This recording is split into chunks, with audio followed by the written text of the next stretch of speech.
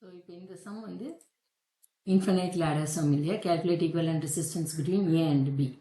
நம்ம எப்போவுமே infinite ladder some வரும்பொழுது இதுதான் நம்ம வந்து மனசில் நினச்சிக்கணும். இப்போ கடல் தண்ணியிலேருந்து ஒரு பக்கெட் தண்ணி நம்ம எடுக்கிறதுனால கடல் தண்ணியுடைய அளவு கம்மியாக போகிறதில்ல.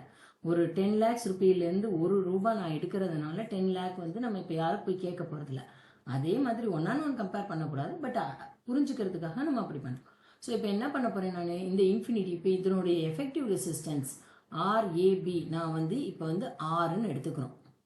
இப்போ ஆர் தான் வேல்யூ, அதை தான் நம்ம கண்டுபிடிக்க போகிறோம். இப்போ நான் அதை எடுத்துட்டேன்னா இப்போ இதில் இருந்து நான் ஒரு பிரான்ச், ஏன்னா இன்ஃபனைட் ரெசிஸ்டன்சஸ் இருக்குது. ஸோ இப்போ நான் ஒரு பிரான்ச் எடுக்கிறதுனால அதனுடைய வேல்யூ கம்மியாக போகிறதில்ல. அப்போ என்ன ஆகும், நான் இந்த ஒரு பிரான்ச்சை மட்டும் கட் பண்ணி இதுலேருந்து எடுத்துக்கிறேன். ஸோ இப்போ இந்த ஒரு பிரான்ச் எடுக்கிறதுனால இன்ஃபினிட்டி மைனஸ் இந்த ஒரு பிரான்ச்சினால இதனோட ஆர் வேல்யூ கம்மியாக போகிறதில்ல. ஸோ அப்போ நான் இப்படி எப்படி எழுதலாம், நான் ஏலேருந்து ஆரம்பித்து இப்போ இந்த ஒரு பிரான்ச்சை நான் கட் பண்ணி எடுத்திருக்கேன். கரெக்டாக? ஸோ இதனுடைய வேல்யூ ஆர், இது ஆர், இது ஆர். இப்போ இங்கே இருக்கிறதெல்லாம் சேர்த்து ஒரே ஒரு ரெசிஸ்டராக நான் கனெக்ட் பண்ணினா அதனுடைய வேல்யூ என்னவோ அதமாக இருக்கும், ஆர் அதான் இருக்க முடியும். ஏன்னா நான் அதனால தான் சொன்னேன், கடல் தண்ணிலேருந்து ஒரு பக்கெட் எடுக்கிறதுனால அந்த கடல் தண்ணியுடைய வேல்யூ வந்து இப்போ வந்து வால்யூம் நான் கேட்டேன்னா எவ்வளோ இருக்குன்னு கேட்டேன்னா நீங்கள் அதே தான் சொல்ல போகிறீங்க. அது வந்து சேஞ்ச். அதே மாதிரி தான் நான் இப்போ இந்த ஆறுங்கிற ஒரு ரெசிஸ்டன்ஸ் இதனுடைய மொத்த ரெசிஸ்டன்ஸ் எவ்வளவு, ஆர். அதுலேருந்து நான் ஒரு பிரான்ச்சை கட் பண்ணி எடுத்திருக்கேன். அப்போ அது கூட திரும்ப இதை ஆட் பண்ணும்பொழுது இதனுடைய வேல்யூ என்னவாக தான் இருக்கும், ஆறாக தான் இருக்க முடியும். ஸோ இப்போ நான் இப்போ பார்த்தோம்னா இந்த ஏபிசி, இப்போ இதுக்கு நேம் கொடுத்து நீங்கள் பார்த்தீங்கன்னா இதுவும் பேரலாக இருக்குது. கரெக்டாக? இந்த ஆரும் பேரலாக இருக்குது. So what is the effective resistance, அங்கே எஃபெக்டிவ் ரெசிஸ்டன்ஸ் பார்த்தோம்னா R, capital R small R by capital R plus small R. இப்போ திரும்ப நான் வந்து இந்த சர்க்கியூட்டை ரெடியூஸ் பண்ணினேன்னா என்னுடைய சர்க்கியூட் வந்து இப்போ 3 ரெசிஸ்டன்ஸுமே சீரீஸில். ஸோ இப்போ இது ஆர், இது ஆர் ப்ளஸ் ஆர், இங்கே ஒரு ஆர். இப்போ சீரீஸ் காம்பினேஷனில் உங்களுக்கு என்னன்னு தெரியும். அப்போ ஆர்ஏபி என்னது, ஆர்ஏபி பார்த்தோம்னா R plus RR by R plus R. So 2R plus R by R plus R. LCM எடுங்க பார்க்கலாம்.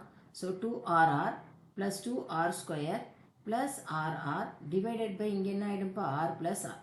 இது என்னது, ஆர்ஏபி. உங்களுக்கு நல்லா தெரியும். இப்போ ஆர்ஏபி நான் முன்னாடியே சொல்லிட்டேன், அதுதான் வந்து ஈக்குவலன்ட் ரெசிஸ்டன்ஸ் வேல்யூ. ஸோ ஆருங்கிறது என்ன ஆகிடும், இப்போ R equal to 2RR, 3RR இல்லையா, ஆட் பண்ணும்பொழுது 2 டேர்மும் லைக் டேர்ம் இல்லையா. So 3RR plus 2R square divided by R plus R. Cross multiply பண்ணுங்கள். R square plus RR will be equal to 3RR plus R square, 2R square. எல்லாத்தையும் ஒரே side கொண்டு வந்தீங்கன்னா உங்களுக்கு ஒரு குவாட்ராட்டிக் ஈக்குவேஷன் வந்துடும். So quadratic equation வந்துச்சுன்னா அதில் உங்களுக்கு எப்படி வந்து நீங்கள் வந்து ரூட் கண்டுபிடிப்பீங்க, மைனஸ் பி. இப்போ இங்கே ஆர் என்னது, minus B plus R minus under root B square minus 4AC by 2A. நிறைய பேர்த்துக்கு தெரிஞ்சிருக்கும், தெரிஞ்சவங்களாம் சால்வ் பண்ணுங்கள். இதில் ஏ வந்து என்னது 1, பி வந்து மைனஸ் 2 ஸ்மால் ஆர், சி வந்து மைனஸ் 2R. ஓகே, மைனஸ் 2 மட்டும்தான். ஸோ இப்போ இதை சப்ஸ்டியூட் பண்ணும்போது என்ன ஆகும், இங்கே மைனஸ் ஆஃப் மைனஸ் ப்ளஸ் ஆகிடும், plus R minus under root B square எவ்வளவு 4R square minus 4 into minus 2 plus 8R square divided by 2.